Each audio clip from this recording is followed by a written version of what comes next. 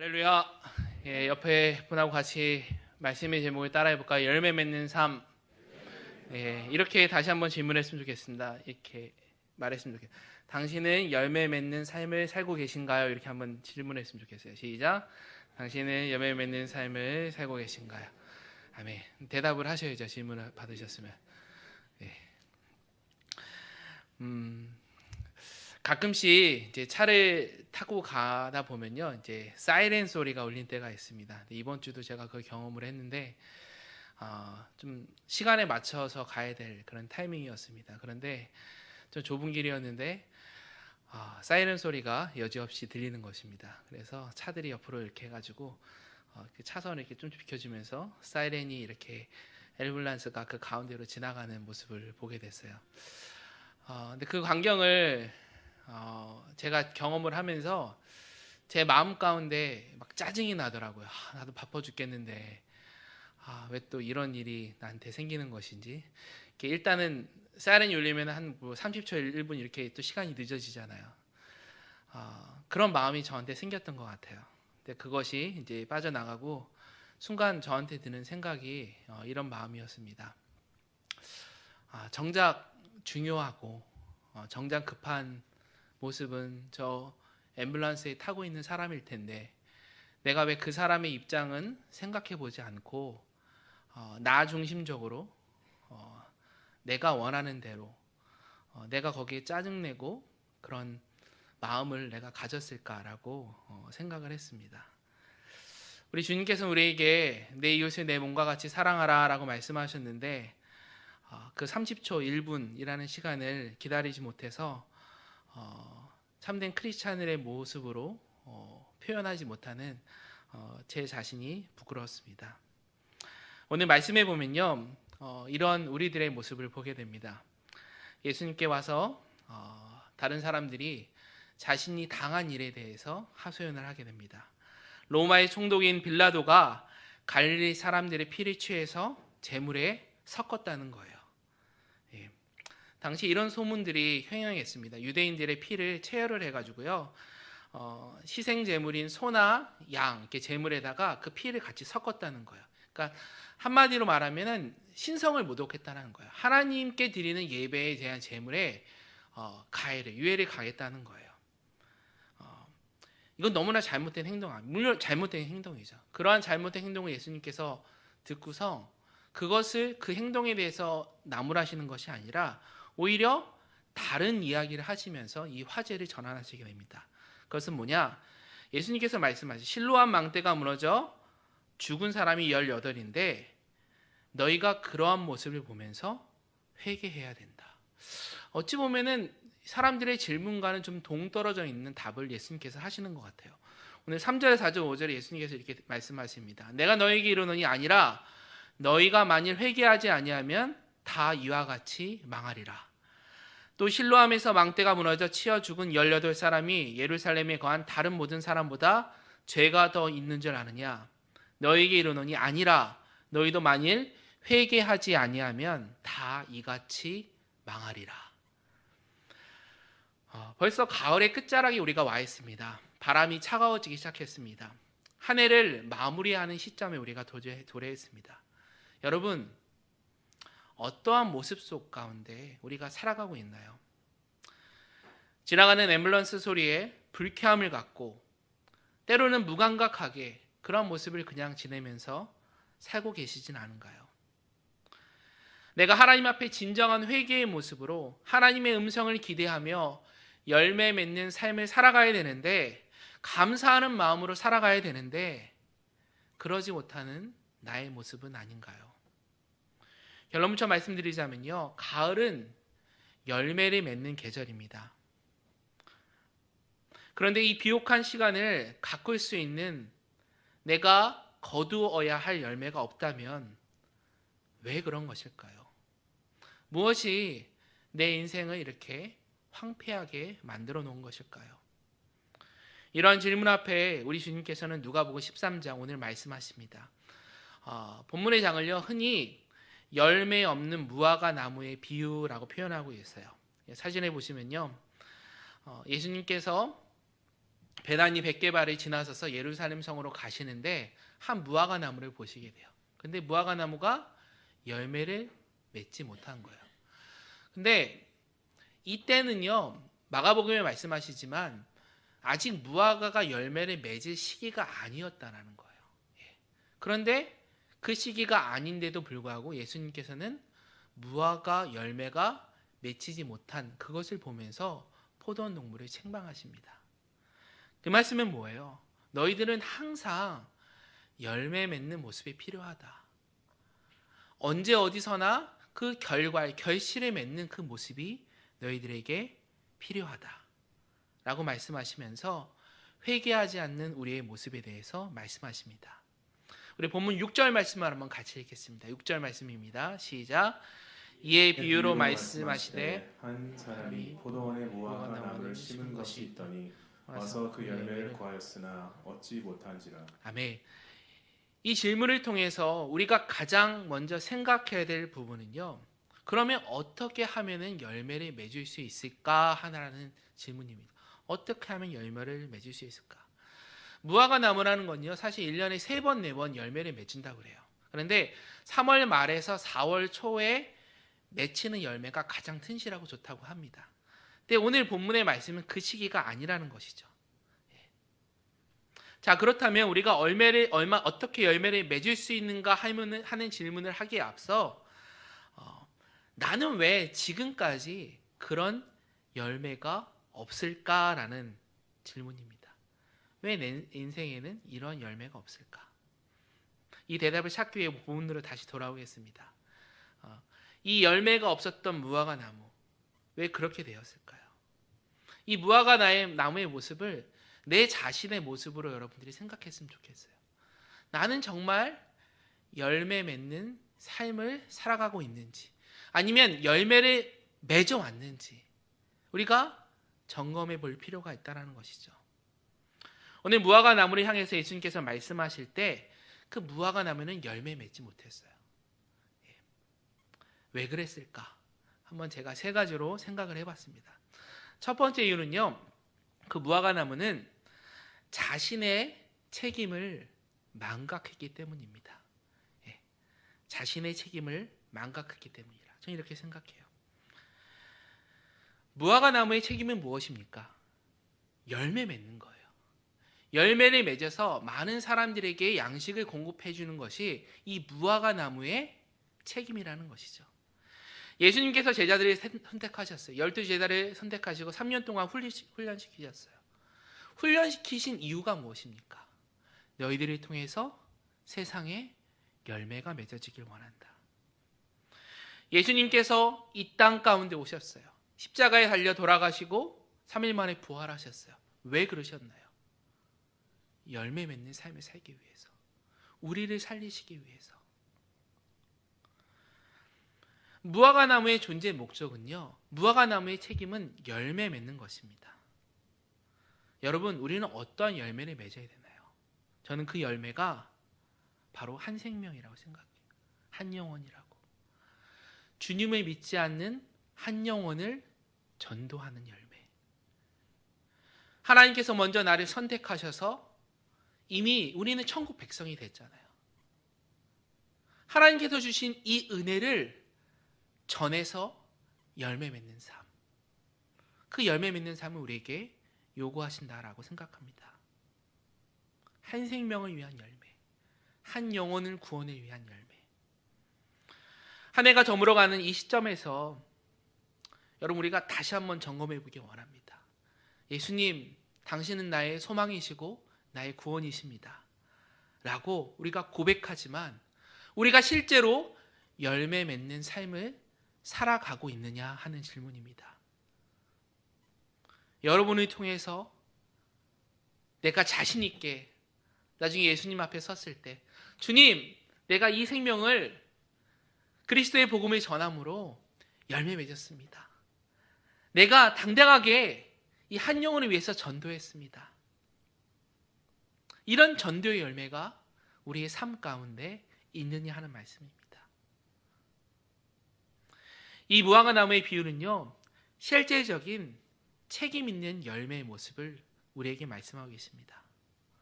또 하나 성경은 우리에게 열매라는 단어를 말씀하실 때 일상적으로 우리 인격의 열매를 맺으라 라고 말씀하십니다. 우리가 잘 아는 성경에 말하는 9가지 열매가 무엇입니까? 사랑과 희락과 화평과 오래 참음과 자비, 양성, 충성, 온유, 절제. 이 9가지 열매에 대해서 말씀하세요. 갈라디아서 5장 22절에 말씀하시는데요.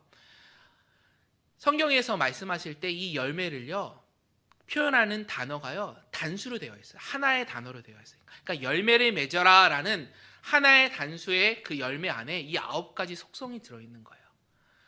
우리가 예수 그리스도를 나의 구주로 고백한다면 이 인격의 열매를 맺어야 되는데 이 인격의 열매 안에는 이 9가지 속성이 들어있다라는 거예요. 여러분, 이 9가지 속성을 다 가지고 계신 분이 누구세요? 예수 그리스도. 예수 그리스도의 인격을 닮아가는 그런 열매 맺는 삶이 우리 가운데 나타나야 한다는 것입니다. 아멘. 신앙에 연륜이 있고 짧고 이것이 중요한 것이 아니에요. 나는 얼마만큼 인격의 열매를 맺고 살아가고 있는지, 그런 성령의 9가지 열매를 맺히기 위해서 내가 노력하며 살아가고 있는지, 내가 정말 진정으로 예수님을 나의 구주로 모시고 예수님의 믿음의 장성한 분량까지 예수님의 인격적인 열매를 가지기 위해 노력하고 있는지, 사도 바울의 말처럼 그리스도의 장성한 분량에 이르도록 내가 성숙한 모습으로 열매 맺는 모습으로 살아가고 있는지, 우리는 우리 인격의 열매를 맺어야 한다는 것입니다. 오늘 본문으로 다시 돌아오셔가지고요, 본문 말씀을 잘 보시면 오늘 본문에 무화과 나무가 심긴 위치가 있어요. 성경에 잘 보니까 뭐라고 그래요? 어디 심겼다고 그래요? 포도원에 심겼다라고 말하고 있어요. 포도원. 포도원 땅은요, 땅이 굉장히 비옥하고 좋은 곳이에요. 이 포도원 나무가 자라기 위해서는 가장 비옥한 곳에 포도를 심을 수밖에 없다라는 거예요. 물론 팔레스타인 지역이 아주 비옥한 땅은 아닙니다. 그럼에도 불구하고 그 가운데서 가장 토양이 좋고 풍성한 땅에 포도가 심겨진 것처럼 그 포도원 땅 옆에 지금 무화과 나무가 심겨졌다는 사실입니다. 이건요, 특권이에요, 특권. 좋은 땅에 심겨졌기 때문에 좋은 열매를 맺어야 한다는 것이죠. 여러분 잘 생각해 보세요. 우리가 지금 서 있는 이 땅, 우리가 생활하고 있는 이 땅, 여러분 좋은 땅입니까? 그렇지 않은 땅입니까? 너무나 좋은 땅이에요. 이로 말할 수 없는, 비교할 수 없는 너무나 가치 있는 땅입니다. 그 말은 뭐예요? 그만큼 우리에게 더 책임이 있다라는 뜻입니다. 여러분 얼마나 감사해요. 내가 원할 때 언제든지 나와서 기도할 수 있잖아요. 걸어오시거나 차를 타고 오시거나 언제든지 내가 하나님 앞에 나와 무릎 꿇고 기도할 수 있잖아요. 여러분 이거보다 더 좋은 땅이 어디 있겠습니까? 좋은 땅을 선택해서 무화과 나무가 심겨졌다면 제대로 열매를 맺어야죠. 하나님께서 나를 선택하셔서 하나님의 백성으로 먼저 삼아주셨다면 이건 너무나 놀라운 어마어마한 특권인데 이 특권에 합당한 책임을 내가 감당하고 있느냐 말입니다. 여러분 우리의 삶을 돌아봤으면 좋겠어요. 나는 이 책임을 다하고 있는지, 정말 열매 맺는 삶을 위해서 최선을 다해 노력하고 있는지. 우리가 주변에서 이쪽은 다문화들이 많이 있기 때문에 유대인들을 많이 보게 됩니다. 주이시들을 많이 보게 되죠. 여러분 이웃에도 많이 살고 계실 거예요. 그런데 주이시 분들에게 좀 배우지 말아야 될 것도 많이 있지만 배워야 될 점도 참 많이 있는 것 같아요. 특히 이제 국경일이나 명절 같은 데 있잖아요. 절기 같을 때 보면요, 우리는 어때요? 휴일이면은 어떻게 해서 어디를 놀러 갈까, 어디 좋은 데를 갈까 이런 생각을 많이 하잖아요. 저 역시 그래요. 근데 유대인들은요, 절기가 되면요 어떻게 하는지 아세요? 굉장히 교육적으로 아이들을 훈련시킵니다. 6월절에는요, 패스오버 6월절에는 아이들에게 쓴나물을 먹여요. 다른 음식을 주지 않고 쓴나물을 먹여요. 아이들이 싫어 그냥 먹게 하는 거예요. 우리 조상들이 이런 과정을 거쳤단다. 용키퍼 대속제일 때는 금식을 합니다. 아무것도 먹지 않습니다. 또 어떤 명절은 말을 하지 않고 침묵하는 그런 명절이 있습니다.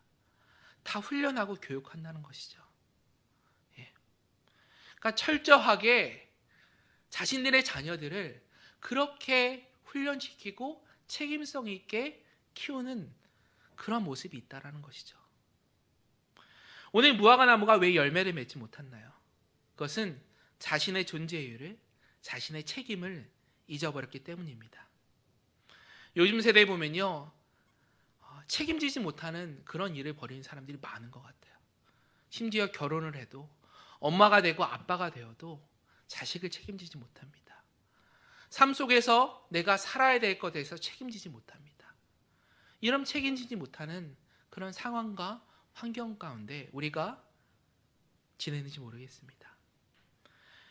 우리가 책임지지 못한다면, 열매 맺지 못한다면 내 인생 속에서 아무런 열매를 맺지 못한 채 내 삶을 빈손으로 결산해야 될 날이 곧 올지도 모르겠습니다. 무화과 나무는요, 자신의 책임을 망각했어요. 그게 두 번째로 이 무화과 나무가 열매를 맺지 못한 또 하나의 이유가 있습니다. 그것은 바로 같이 따라해 볼까요? 자신의 상태를 망각하며 살고 있기 때문입니다. 자신의 상태를 망각했다는 거예요. 무관심. 열매가 없다는 것에 관해서 우리 그리스도인들이 고민을 해야 돼요. 아무렇지 않게 넘어가면 안 되거든요. 고민조차 안 하는 우리들의 모습이 아닌지 모르겠습니다. 7절에 보시면 아주 흥미로운 말씀이 등장을 해요. 포도원지기에 이르되 내가 3년을 와서 이 무화과에서 열매를 구하되 얻지 못하니 찍어버리라. 어찌 땅만 버리게 하겠느냐. 어찌 땅만 버리겠느냐. 땅을 버린다. 이 무화과 나무로 인해서 오히려 땅이 원래 좋은 터라고 말씀드렸잖아요. 포도원 터는 좋은 터예요. 근데 무화과 나무가 열매를 맺지 못하니까 이 터가 좋지 않은 터가 되어버린 거예요. 이 말씀은요, 내가 원하던 원치 않던 결과적으로 그렇게 되었다는 말씀입니다. 3년 동안 열매를 맺지 못하고 그냥 묵묵히 버티고 서 있는 무화과의 모습. 어찌 보면 이것이 우리 자신의 모습인지 모르겠습니다. 오래된 교회일수록 더욱 그렇습니다. 역사와 전통을 자랑하는 교회들, 오랜 세월이 지났지만 열매 맺지 못하는 교회들, 끊임없이 열매 맺고 선한 영향력을 드러내며 살아야 됨에도 불구하고 그냥 있는 모습 그대로 살고 있는 우리들의 모습. 여러분, 나는 어떠한 모습으로 살아가고 계신가요? 제가 제 자신에게 던지는 질문입니다. 그냥 흘러가는 대로 아무런 의미 없이 하루하루, 한 달, 1년, 10년을 살아가고 있지는 않으신가요? 사랑하는 여러분, 이 무화과 나무가 열매 맺지 못한 이유는요, 바로 자신의 상태를 잃어버렸기 때문이에요. 여러 목사님들을 만납니다. 목사님들이 개인적으로 만나면 너무나 좋으세요. 너무나 인격자고 너무나 좋은 분들인데 간혹 이런 분들이 있어요. 목회의 성공에 대해서 말씀하시는 거예요. 우리가 숫자가 몇 명이고 우리가 교회가 이런 정도 사이즈고 뭐 이렇게 고쳤고 이런 분들을 보게 돼요. 근데 그런 분들을 볼 때마다 개인적으로는 좋아하고 존경하지만 항상 제 마음 가운데 이런 생각이 들어요. 그래서요? 그래서요? 근데 왜냐하면 목회자의 사명은요, 영혼 구원에 있거든요. 영혼 구원. 우리 주님은 너희 교회에 몇 명이 모이는지, 너희 교회에 건물이 있는지 없는지, 저는 주님은 거기에 관심 없을 거라고 생각해요. 네. 하나님께서는 100명이 모이던 10명이 모이던 1000명이 모이던 그거에 관심 없다고 생각하지 않아요.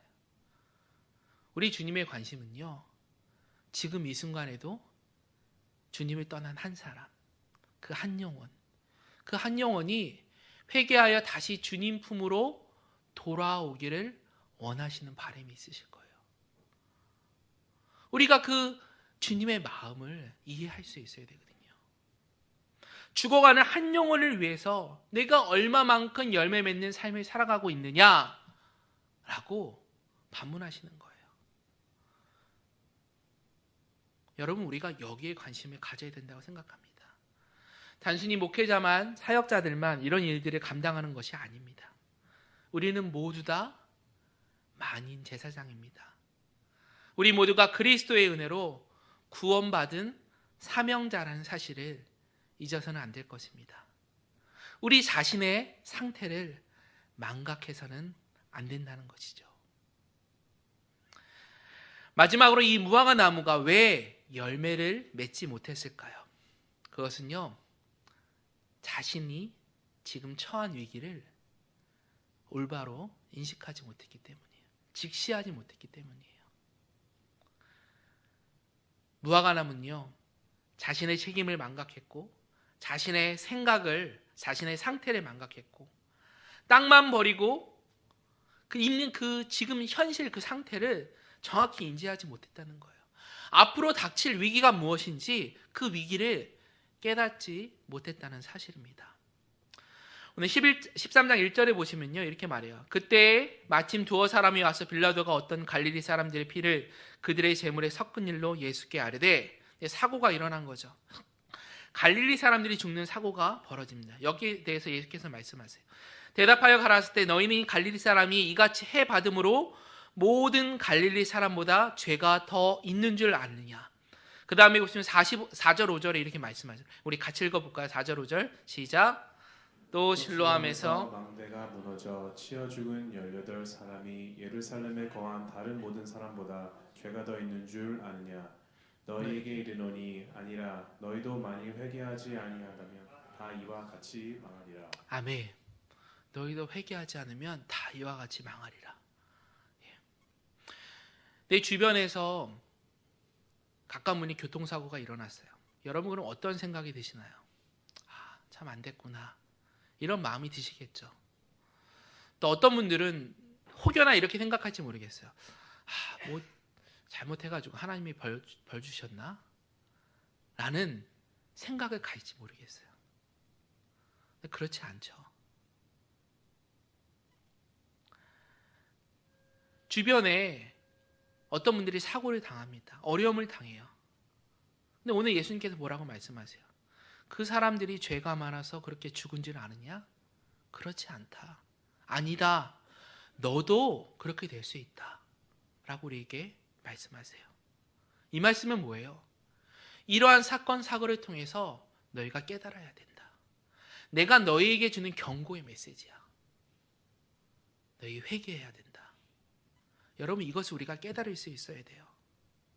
이웃의 아픔이나 고통을 보게 된다면 하나님께서 우리에게 주시는 경고의 메시지로 이해하시면 됩니다. 나도 그럴 수 있구나.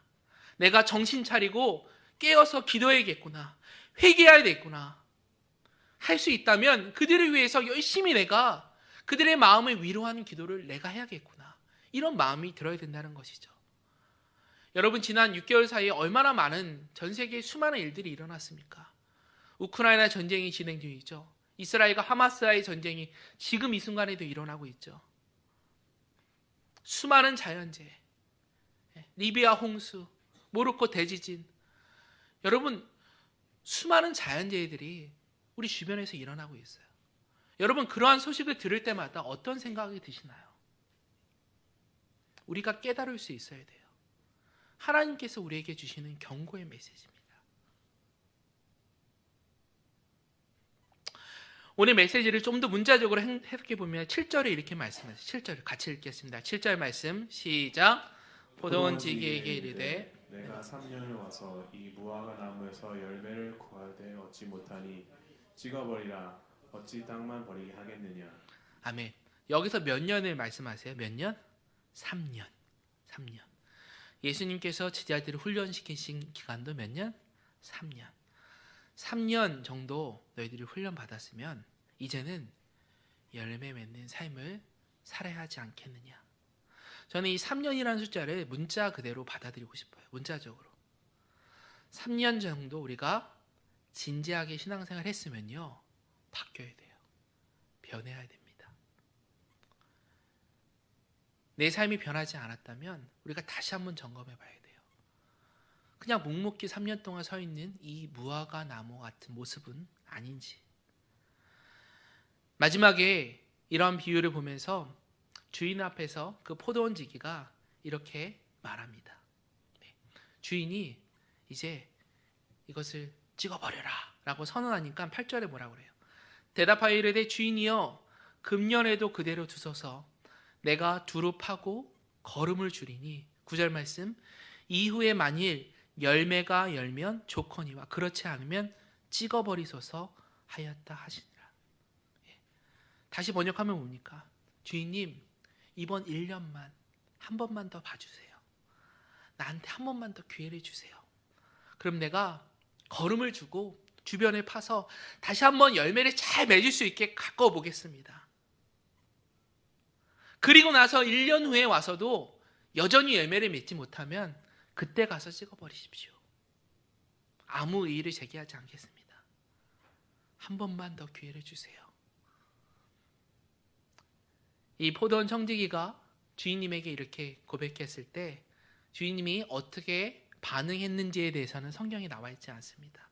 하지만 저는 이 포도원 주인인 예수 그리스도께서 이 상황에 대해서 기쁘게 받아주셨을 것이라고 생각합니다. 우리에게는 아직 기회가 있습니다.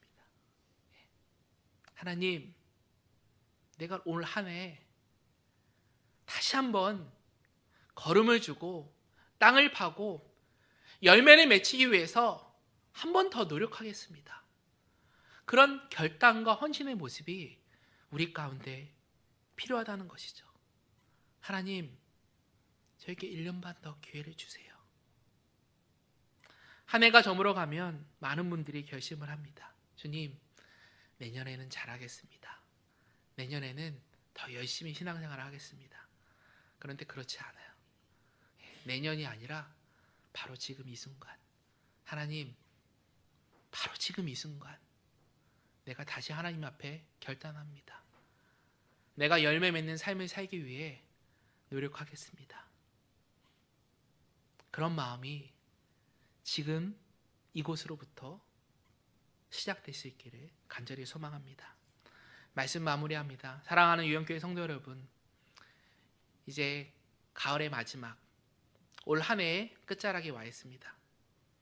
하나님께서는 우리가 열매 맺는 삶을 살아가기를 원하십니다.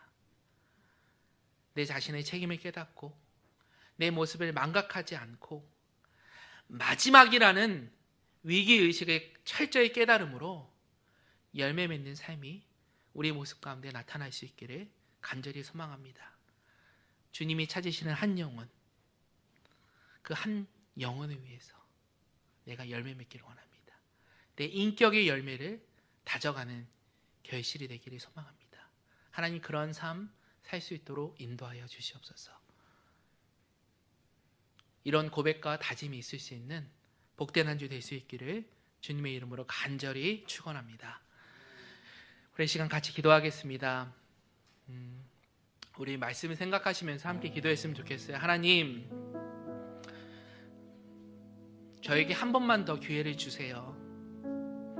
하나님, 제가 걸음을 주겠습니다. 땅을 파겠습니다.